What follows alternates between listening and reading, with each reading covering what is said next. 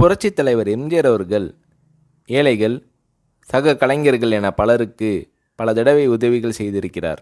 அந்த வள்ளலுக்கே ஒரு சமயம் ஒருவர் தேடி போய் உதவி செய்தார். அவர் எம்ஜிஆரால் அடையாளம் காட்டப்பட்ட நடிகர்.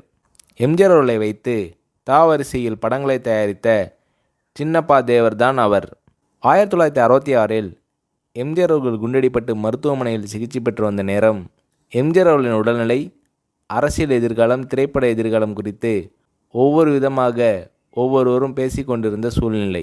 அப்போது தமிழ்நாட்டின் முதலமைச்சராக பக்தவாச்சலம் இருந்தார். காங்கிரஸ் கட்சி தமிழ்நாட்டில் ஆட்சி நடத்தி வந்தது.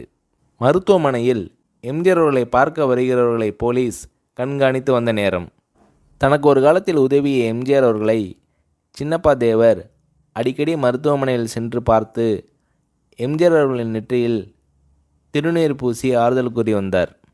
ஒரு நாள் ஒரு பெருந்தொகையை எம்ஜிஆரிடம் கொடுத்து, முருகா, நான் அடுத்து எடுக்கவிருக்கும் 3 படங்களில் நீங்கள்தான் கதாநாயகன், அதற்கான முன்பணம்தான் இது என்று கூறினார் சின்னப்பா தேவர்.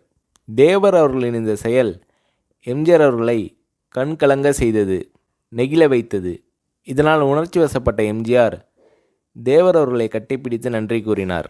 மருத்துவமனையிலிருந்து நான் பிழைத்து வருவனா மாட்டேனான்னு தெரியல, அப்படி இருந்தும் என்னை நம்பி பணம் கொடுத்துருக்கீங்கன்னா உங்கள் முருகனே என்னை காப்பாற்றி உங்கள் படத்தில் நடிக்க வச்சிடுவான் என்று புது தெம்புடன் கூறினார் மக்கள் திலகம் எம்ஜிஆர்.